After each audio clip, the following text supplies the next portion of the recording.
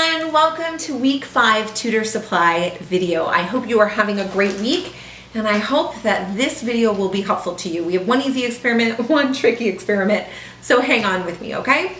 Let's talk about what will be in your supply bag. This is your supply bag and in it will be a package of clay, a pencil, a package of balloons, and for CC Livermore tutors, there will also be a pre-cut string to the length that you need it for experiment number 14.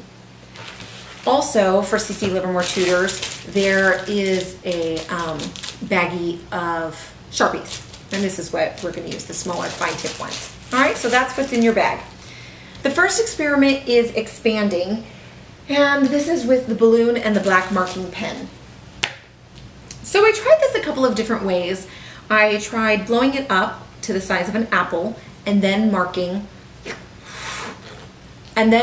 some dots on the balloon, and I actually think that worked out the best. So if you decide you want to run this experiment first as a demonstration, then as an individual student experiment, it lends really well to that, where you blow up yours the size of an apple, put the marks on it, and then continue expanding until the students get the point, and then have them do their own.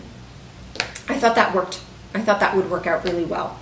I also tried it where the balloon was flat and I made some marks on the balloon at that, prior to blowing it up, and then blew up the balloon. That worked okay. Maybe for the abecedarian class, that might be a good idea to pre-mark them, but I think the students will have fun making the marks and it'll make the experiment more meaningful to them.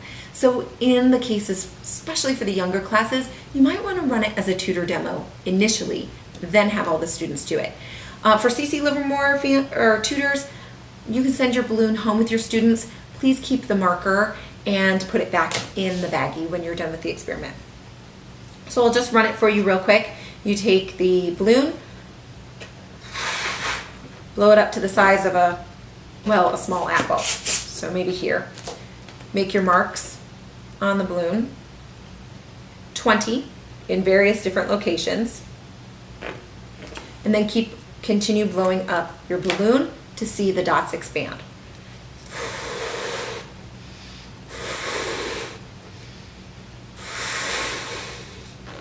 I'm not sure if you can see this on the video well or not.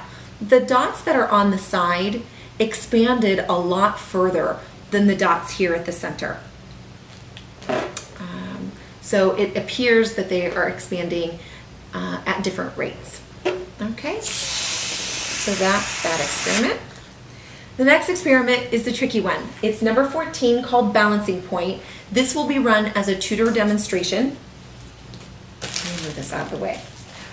Okay, so, and we're going to do all these CC Livermore in our own classrooms. So you take your string, you take your pencil, and you tie the string on to the front, to the part of the pencil right before the silver part here. So that looks like this. Then you make a ball of clay. It says in the book about the size of a lemon. Do not make it the size of a lemon. Way too big. Using Lighthouse supplies, use 6 of these strips to represent the earth. That makes a ball that is this size. So you will soften the clay, roll it into a ball. I did mine in such a way that I kind of did 3 and 3 and connected them, so there was this center part here, and that worked out well.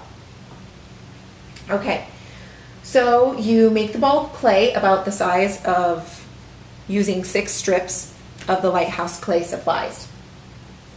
Then you stick the ball on the end of the pencil with the string so that the string is barely inside the edge of the clay ball.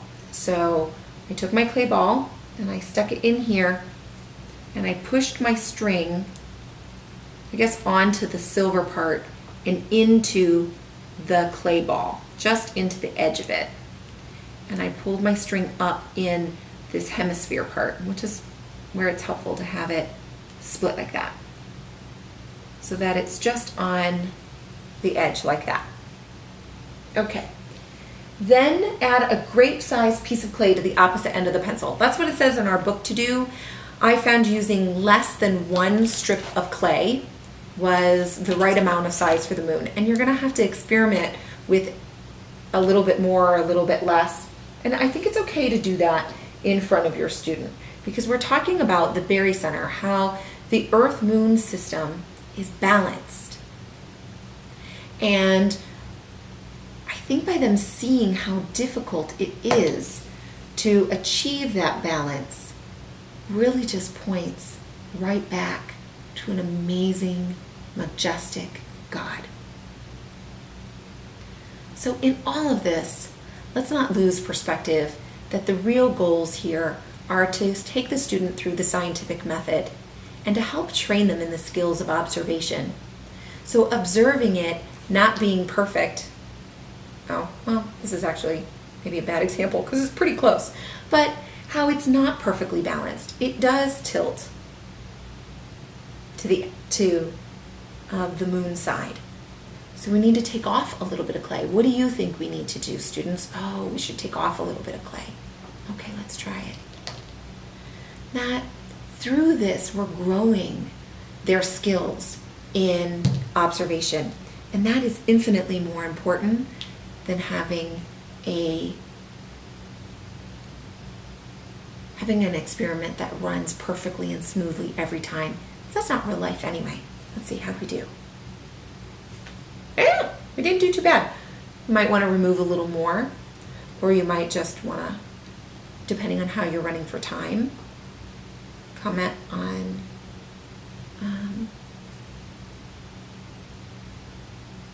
there. Maybe even a little bit more clay. Anyway, you get the gist of it. That's the idea. And don't get, just remember the purpose. Scientific method, observation, and just point it back to God. I think that will make it a successful time here, regardless of what happens with this pencil clay experiment. Make it fun and bring your energy and your attitude to it, and your kids will pick up on that. Okay? That's it for this CC Livermore community or tutors. When you're done, you can actually go ahead and toss this clay. We don't need to keep it. You can toss the clay and the string. You can put the pencil and the extra clay along with the markers. Have one of your parents take it over to a bin that will be next to the family file area. That would be great. Okay? Have a blessed week.